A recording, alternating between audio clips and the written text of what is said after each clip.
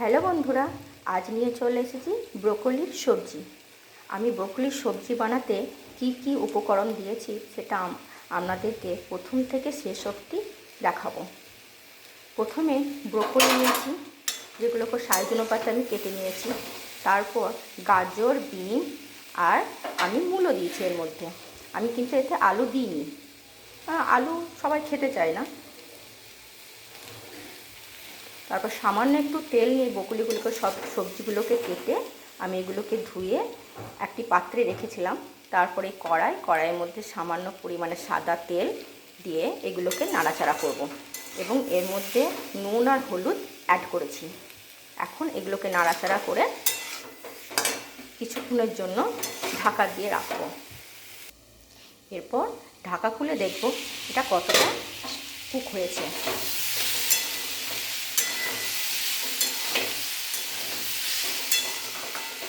প্রায় হাফ সিদ্ধ হয়ে গেছে আর আমার ভাজাও হয়ে গেছে। এরপর সামান্য পরিমাণ এতে জল অ্যাড করব। ব্যাস হয়ে গেছে। এরপর এটাকে আঁচটাকে বাড়িয়ে এটা পুরোপুরি সিদ্ধ করতে দেব। চলো দেখা যাক এবার রান্নাটা কত দূর হয়েছে।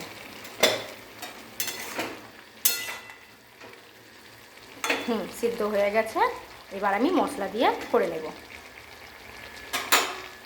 দেখো বন্ধুরা, এই মশলার মধ্যে আমি নিয়েছি টমেটো, লঙ্কা, আমার কারণ ঝাল আমরা কম খাই সে কারণে দুটো লঙ্কা, একটু হলুদ, একটু লবণ, অল্প একটু পেঁয়াজ আর আদা। আমি রসুন ব্যবহার করি না, কারণ রসুন দিলে ব্রোকলির স্বাদ নষ্ট হয়ে যায়। ব্রোকলির নিজস্ব একটা স্বাদ আছে। তেলের মধ্যে দিয়ে দিলাম পেঁয়াজ,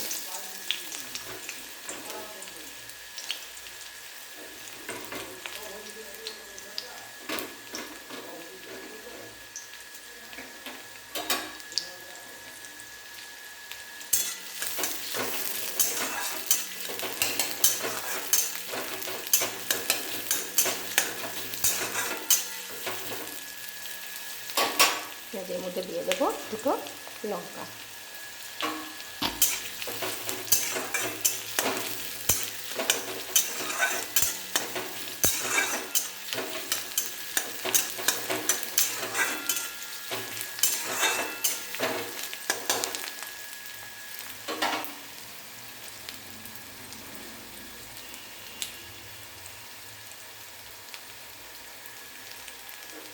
এর উপর দিয়ে দেবো আদা।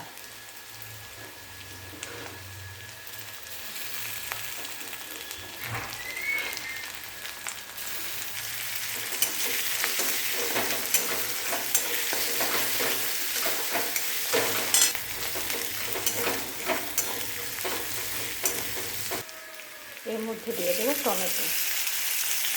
টমেটো দেওয়ার পর একটু নাড়াচাড়া করে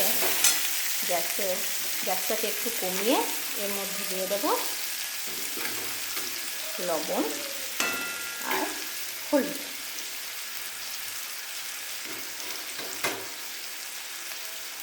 দিয়ে একটু নাড়াচাড়া করে নেব। দেখো বন্ধুরা, এবার মশলাটা আমার হয়ে এসেছে।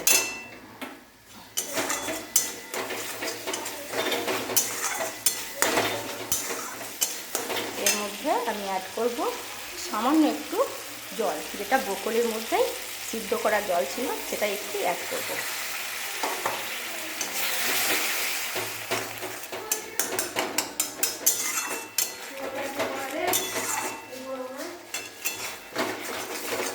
এরপর মশলাটা দেখো মশলাটা আবার হয়ে এসেছে। এর মধ্যে দিয়ে দিলাম ব্রোকলি আর যে সবজিগুলো কেটেছিলাম সেগুলো। দেখো আমার তরকারি হয়ে গিয়েছে। দেখো বন্ধুরা, এই সবজিটা কত সুন্দর হয়েছে আর এই স্মেলটা না খুব সুন্দর লাগে। এটা তোমরা ভাত এবং রুটি দুটোতেই খেতে পারো। এটা খুব স্বাস্থ্যকর। ব্যাস তরকারিটা আমার হয়ে গিয়েছে। এবার এটা আমি নামিয়ে নেব। দেখো বন্ধুরা, তরকারিটা খুব সুন্দর হয়েছে না? তরকারিটা আমি এবার এখানে রেখে দেবো।